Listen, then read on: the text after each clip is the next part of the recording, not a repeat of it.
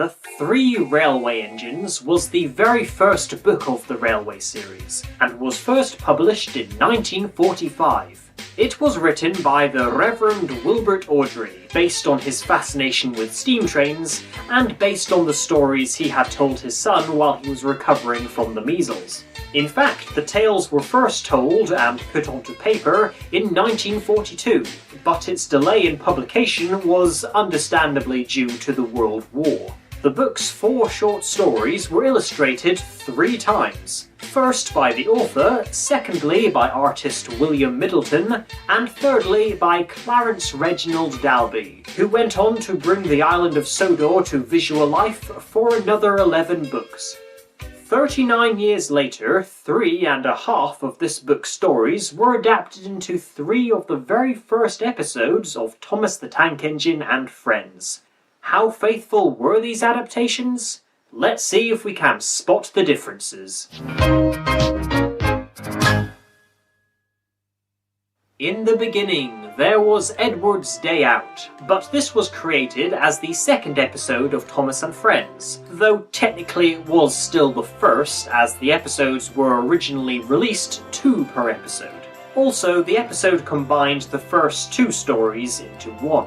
Something to note about the first 5 books is that the only engine to originally have a number painted onto them was Thomas. Perhaps because he was the only tank engine on the island until the 5th book. Never mind that, replied Thomas. Listen to this.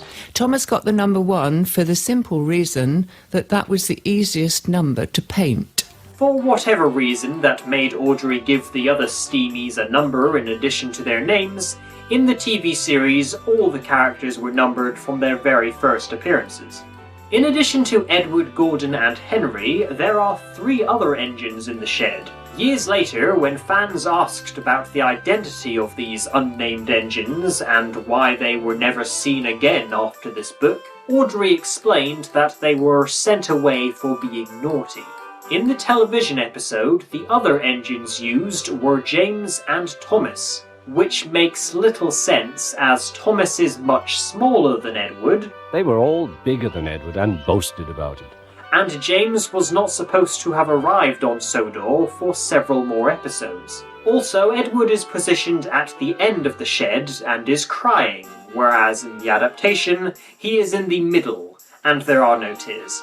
Edward the Blue Engine hasn't been used for quite some time, but after he is teased by Gordon the Big Engine, his driver and firemen take him out to pull some coaches. The next 3 pages were not adapted. They involved Edward collecting his coaches and being delayed at the station due to his train's guard being late to the platform.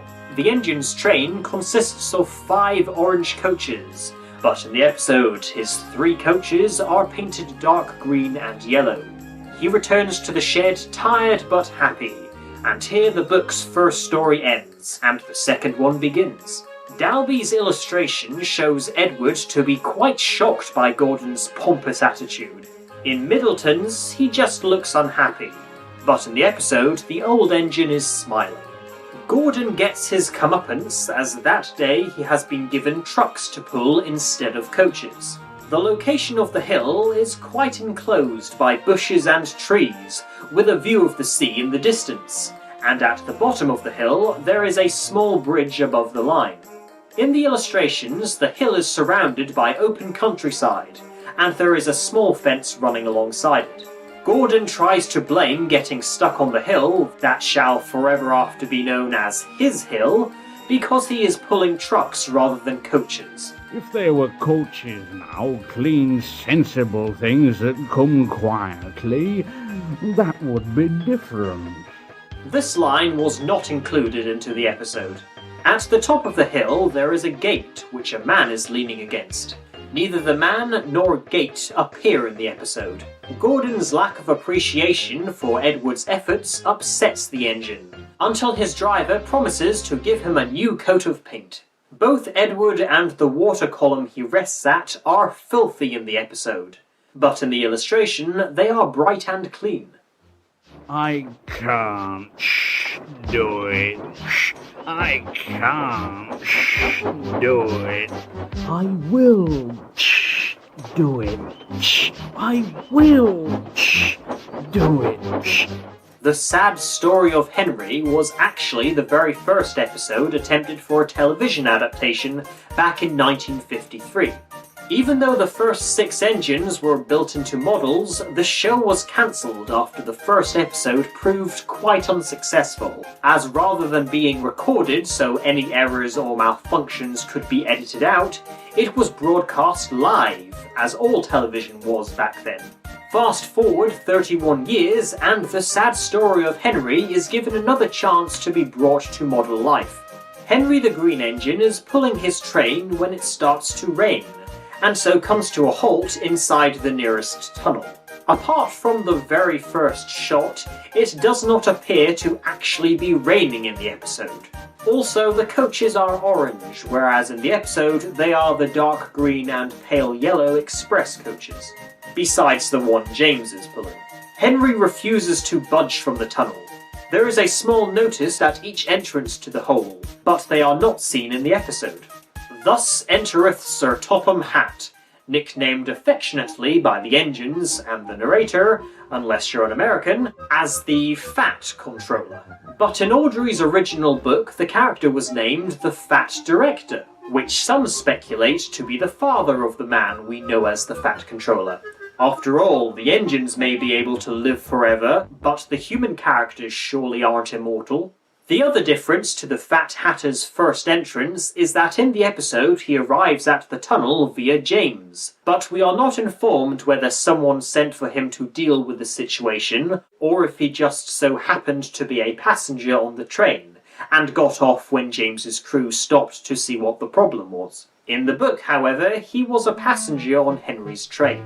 To help elevate his short stature slightly, Sir Topham Hatt spends most of his screen time in this episode standing on a portable tree stump. He does not have this in the book, nor does he have the first of his nameless bodyguards holding an umbrella over him.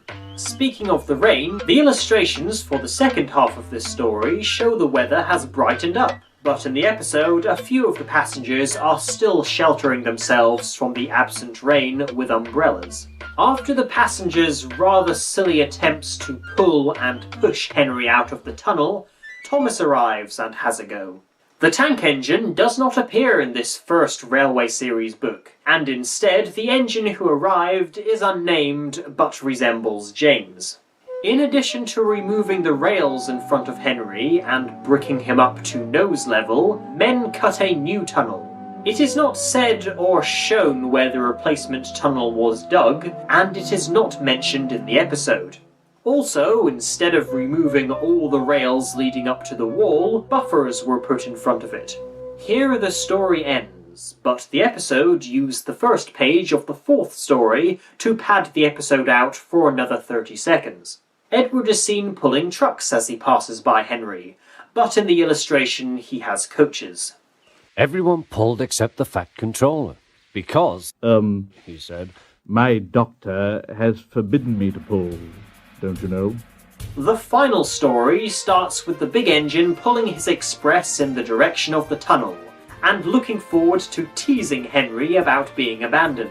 As with the other coaches seen in this book, the ones in the illustration would be identified via the television series as branch line coaches. Also, Gordon's Express uses 8 coaches, but in the episode he has 5. As he approaches the tunnel, Gordon's safety valve cracks, and he is brought to a stop right outside of the entrance to the tunnel. The distance between the two engines is a lot farther back in the illustration. Edward is sent for, but isn't strong enough to pull the train on his own. For some reason this was changed in the episode as Edward tries pushing the coaches instead, with the same result. The same thing happens when Henry is freed from the tunnel, though the reason this time was A, at the time he is ready to move, the wall still hasn't been removed, B, they have not put the missing rails back, and C, because Gordon is now parked right in front of Henry's side of the tunnel. Gordon looks thoroughly unimpressed, or possibly sad to see Edward and Henry succeed in pulling his express. But in the illustration, he definitely looks happy for his two colleagues. The story ends with Henry being rewarded by being painted the same colour as his two friends. This decision would cause problems for the author and the illustrator, as although Henry would barely be seen in this series for the next 4 books, fans complained that he and Gordon now looked far too similar, which soon led to Audrey having Henry repainted back to his original colour. This is therefore why Henry wasn't turned briefly blue in the TV series. Also, in the last illustration, the fat director is smoking a cigar. Edward puffed and pushed and pushed and puffed, but he couldn't move the heavy coaches. I told you so, Said Gordon. Why not let Henry try? All right, Said the Fat Controller. I will. Cheerio!